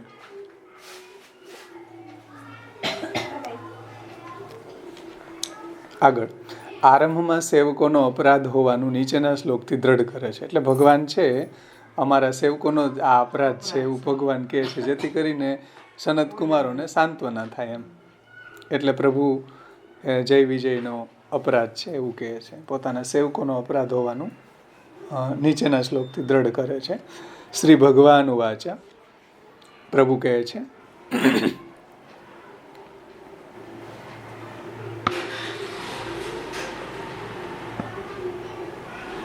એતો તો પાર્ષદો મહ્યમ જયો વિજય એવ ચ કદર્થી કૃત્ય મામ યદ્વો બ્રહ્મકાંતામતિક્રમમ બહવ ક્રાંતામતિક્રમમ.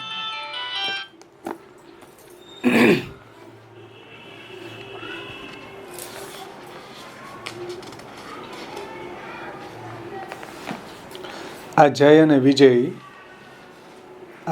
વિજય જ મને વર આપનાર બે પાર્ષદો છે. કારણ કે મારી અવગણના કરીને તેઓએ મારો ભારે અત્યાચાર કર્યો. ભગવાન કહે છે, श्री भगवान कहते हैं कि जय विजय मुझे वर देने वाले मेरे दो पार्षद हैं, किंतु मेरे तिरस्कार कर उन्होंने आपका बहुत अपमान एवं आपसे अत्याचार किया है. એટલે આ બે જય વિજય હતા ને, એ આગલા જન્મમાં મધુ ને કૈટબ નામના અસુરો હતા. એને ભગવાનને વરદાન આપ્યું હતું, માગો જે જોઈએ આપું. આજે હું લઈ આવ્યો નહીં, આજે હું લઈ આવ્યો નહીં. મહાભારતમાં બહુ સરસ એનો પ્રસંગ છે આ જય વિજયનો, આગલા જન્મનો. મધુ ને કૈટબ હતા ને ત્યારે બહુ બળવાન હતા, આમ સત્યનિષ્ઠ હતા, સારા હતા. ભગવાન હારે ઝઘડતા, ભગવાન કહે કે તમારી બે ઉપર હું પ્રસન્ન થયો, માગો. તો એટલે કે નહીં, તમે માગો, અમે તમને વરદાન આપશું. ભગવાન કે મારા હાથે તમારું મૃત્યુ થાય એવું વરદાન માંગ્યું ભગવાન. તો કઈ વાંધો નહીં, ભલે સ્વીકાર લીધું. પછી બેન જય વિજય બનાવ્યા ભગવાન એને. એનામાં એટલો પ્રેમ હતો એટલે તમારા હાથે એને ભગવાનના હાથે એનું મૃત્યુ થયું નથી, ભગવાન એને અજય વિજય બનાવ્યા. આમાં મહાભારતમાં બહુ સરસ પ્રસંગ છે. આજે હું એ જ લઈ અમે કાઢીને તૈયાર રાખ્યું હતું આમાં. પછી જય વિજય થયા, ત્યાં વૈકુંઠમાં ગયા, ભગવાનના હાથે મૃત્યુ થયું હતું એટલે ભગવાનને એને વરદાન આપ્યું. એમ અહીં કીધું ને, અહીં ફૂટનોટમાં. એટલે અસુરો તેવા હોય ને કે ભાઈ અમે બળવાન છીએ, તમે હું વરદાન આપતા તો અમે તમને આપીએ. હવે બીજી ફૂટનોટમાં એને સમજાવ્યું છે પુરુષોત્તમજીએ, આગળ આવશે કઈ રીતે. પણ મહાભારતમાં થોડું વિસ્તારથી આપ્યું છે. આ બધા પુરાણોના પ્રસંગો બહુ જોરદાર એમાં આપ્યા. આવતા વખતે લઈ આવી સંભળાવીશ તમને. આ જય અને વિજય છે તે બે પહેલાના કલ્પમાં મધુ અને કૈટબ હતા. જો શ્રી મહાપ્રભુજીએ પુરાણનો જ પ્રસંગ કીધો છે કે આગલા જન્મમાં એ મધુ અને કૈટબ હતા, એટલે અસુર હતા. મને તેમણે વરદાન આપેલું હોવાથી તેઓ મારા ખોડામાં હાથથી મૃત્યુ પામેલા હોવાથી હું તેમને વૈકુંઠમાં લાવેલો. આ ભગવાન કહે છે ભાઈ એને મેં વરદાન આપ્યું હતું, એટલે એને મારી પાસે વરદાન માગવા કીધું. ભગવાને શું વરદાન માંગ્યું? તમારા બેયનું મૃત્યુ મારા હાથે થાય. ત્યાં જલની અંદર કંઈક હતા એને ભગવાને એને એના ખોડામાં જ એને હણ્યા સુદર્શન ચક્રથી. અને પછી ભગવાનની બેયને ત્યાં વૈકુંઠમાં લઈ આવ્યા. 2 નંબરની ફૂટનોટ છે ને, એમાં આ ખુલાસો આપ્યો પુરુષોત્તમજી પાછળ. મહાભારતનો પ્રસંગ છે કે તેથી જ, એટલે કે મને વર આપેલ હોવાથી જ, એટલે ભગવાન એમ કહે છે તેથી જ, એટલે ભગવાન એમ કહે કે મને વર આપેલ હોવાથી જ.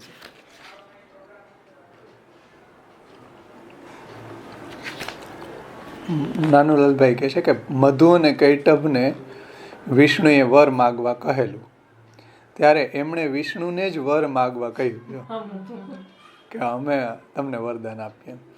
તો વિષ્ણુએ વર માગ્યો કે મારા હાથથી તમારું મૃત્યુ થાવો. તેથી તેઓ વિષ્ણુના હાથથી હણાયા. મહાભારતનો વન પર્વમાં અધ્યાય 203 એમાં આખો પ્રસંગ આપ્યો છે. આવતી વખતે એ મહાભારતમાંથી જોશું આપણે. આ વર આપેલ હોવાથી ભગવાને એમને વૈકુંઠમાં લઈ જઈને પોતાના પાર્ષદો કરેલા. એટલે આવું ભગવાનને એને વરદાન આપ્યું એટલે ભગવાન એને ત્યાં લઈ ગયા. આમ જો કે સારા હતા, નિષ્ઠ, ધર્મનિષ્ઠ ને આમ એવા, એનું વર્ણન સારું આવે છે, સત્યનિષ્ઠ હતા.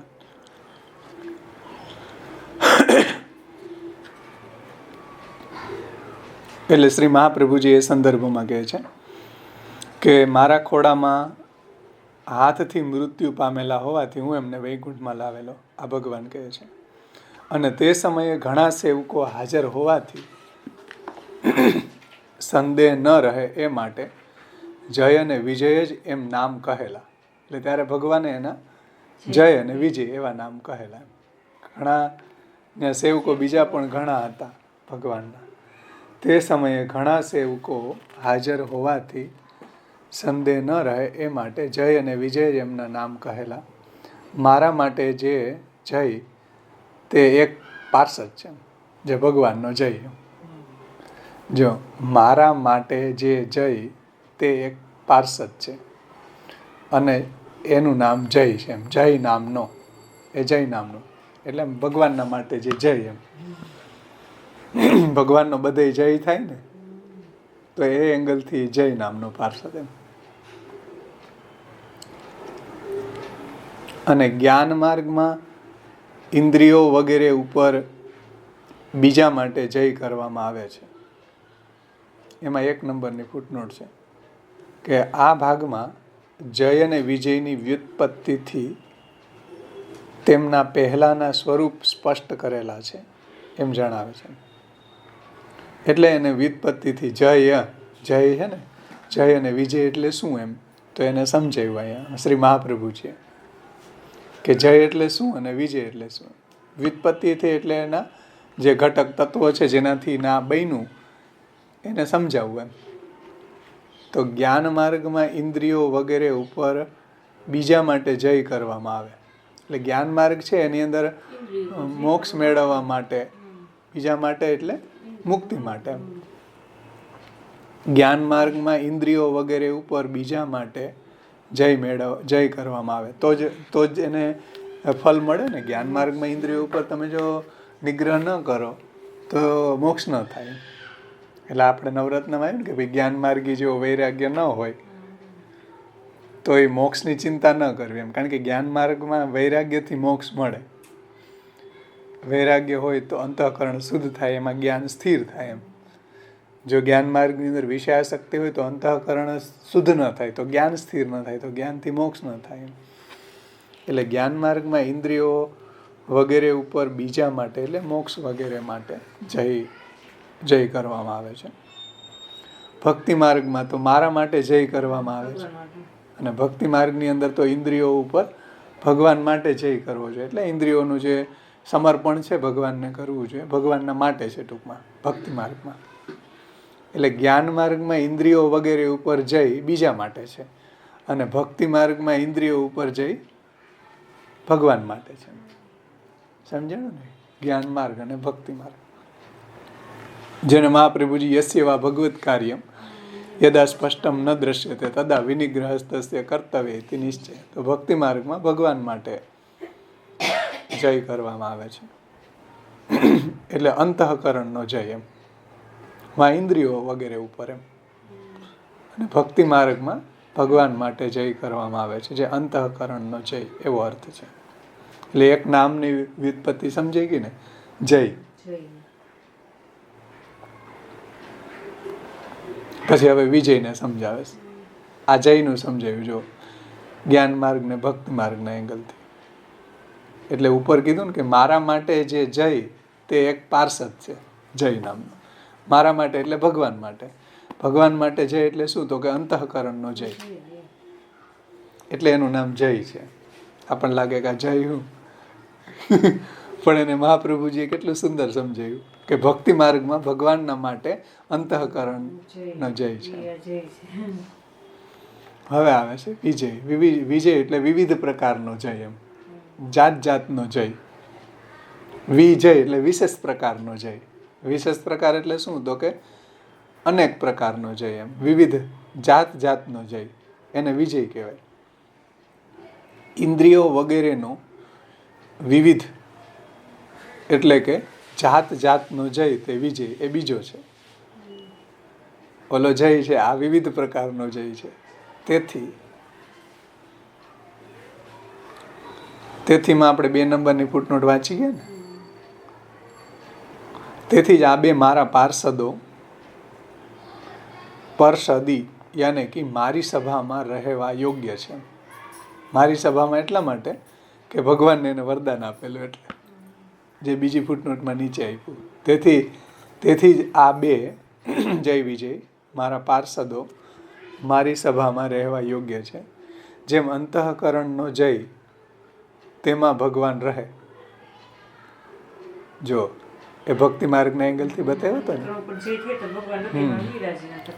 કે જેમ અંતઃકરણનો જય તેમાં ભગવાન રહે તેવું તેને બનાવનારો છે. તેમ વૈકુંઠમાં ભગવાન રહે એટલે ઓલો જય છે ને.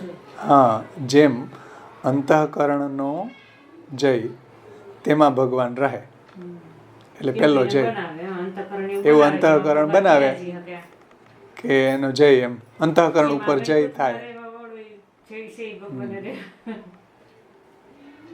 તેવું તેને જેમ અંતઃકરણનો જય તેમાં ભગવાન રહે એટલે જે અંતઃકરણને જીતી લે એમાં ભગવાન રહે તેવું તેને બનાવનારો છે એ જય.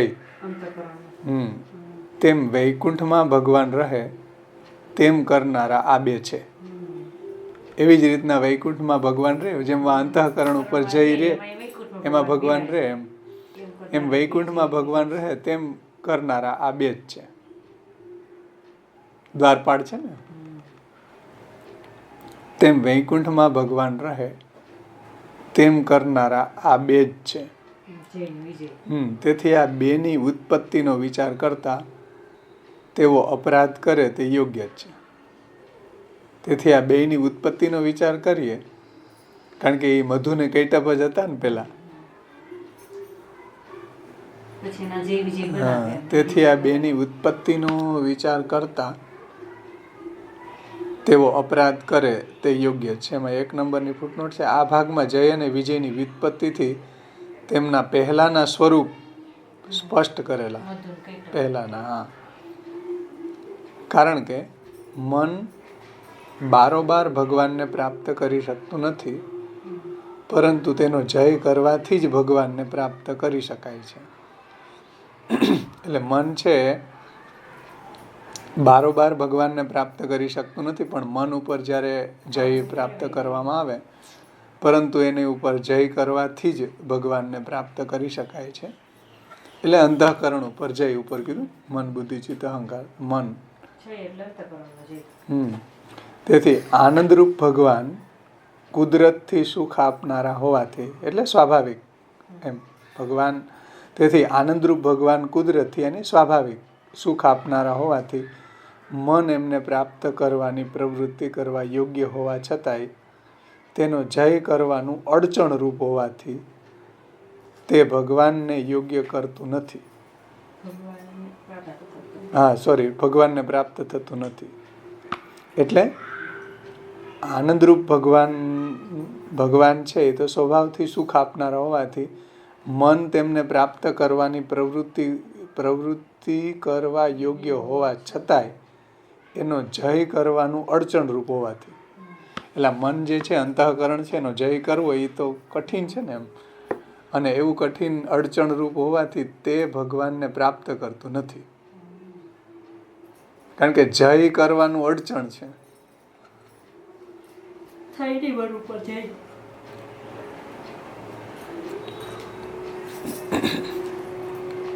તે ભગવાનને પ્રાપ્ત કરતું નથી. તેથી જ મારી અવગણના કરીને વ્યવહારમાં પણ મારા બ્રાહ્મણને હિતકારી હોવું વગેરે ગુણોને દૂર કરી.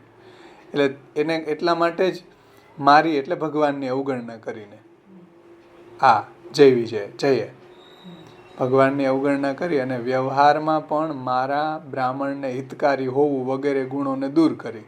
એટલે વ્યવહાર એને એવો કર્યો કે બ્રાહ્મણને હિતકારી ન થયા, એને અંદર ન એન્ટર થવા દીધા. તો વ્યવહાર એનો કેવો હતો?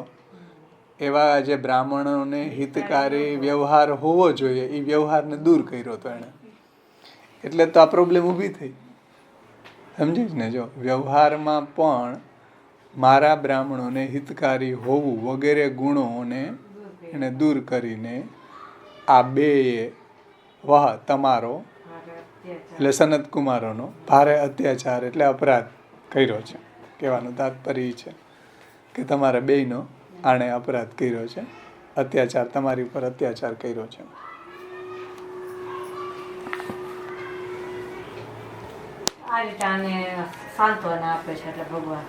એટલે આ રીતે કહીને સનત કુમારો છે ને સાંત્વના થાય કે હા ભાઈ આમાં આપણો વાંક નથી. જો જય વિજયને ખીજાય છે એટલે હવે આપણે આમ પ્રસન્ન થાય. કેમ ઓલા મા બાપ એના ઓલા મોટા છોકરાને ખીજાતા હોય નાનો પ્રસન્ન થાય કે હા ભાઈ આપણો કાંઈ વાંક નથી, આપણને કંઈ નથી કીધું. પછી ભલે ને આખું પટપટાવતો હોય મોટા છોકરા આમ નાના ખાલી રાજી રાખવા માટે એમાં એ જય વિજય હવે આમાં ભગવાન કરતા છે, આખું પટપટાવતા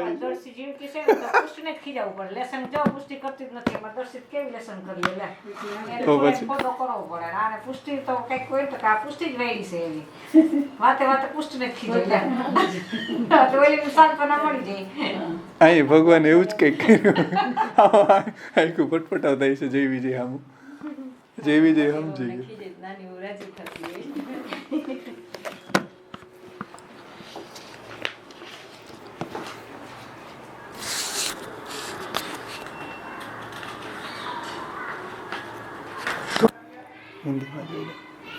ज्ञान मार्ग में इंद्रियादि पर जय अन्य के लिए की जाती है.